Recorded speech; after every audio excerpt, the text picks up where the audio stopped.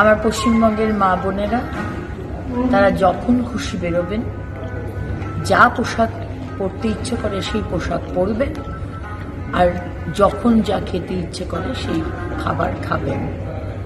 কেউ বলবে না আপনাকে কি পরতে হবে, কি খেতে হবে, আর কখন আপনার বেরোনো উচিত বা কখন আপনার বেরোনো উচিত নয়। আমরা বলবো না রাত্রির 8টার পর মহিলারা বেরিয়েছে কেন। মন খুলে খোলা আকাশের নিচে বিজেপি সরকারের আমলে নিঃশ্বাস নিন, স্বাধীনতার নিঃশ্বাস।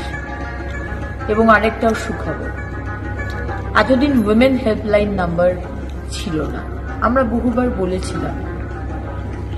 তাই খুব শীঘ্রই 181 উইমেন হেল্পলাইন নাম্বার আমরা চালু করতে শুরু করেছি, চালু করব খুব তাড়াতাড়ি, খুব শীঘ্র।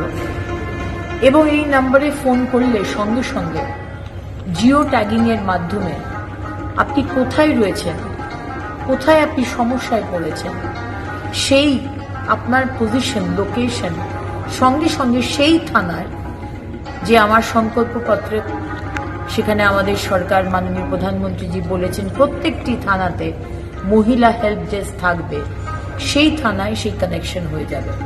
সুতরাং আপনি যে থানার সব থেকে কাছে, সেইখানে জিও ট্যাগিং এর মাধ্যমে সেই থানায় খবর পৌঁছে যাবে যে ইমিডিয়েটলি আপনার কাছে যেন হেল্প পৌঁছে যায়। তাই আমার সমস্ত মা বোনেরা, আমার সমস্ত মা দুর্গা, মা লক্ষ্মী, মা কালী, মা সরস্বতী, মা মনসা, মা জগদ্ধাত্রীরা আর মরাল পুলিশিং আপনাদের কেউ করবে না। ভালো থাকবে।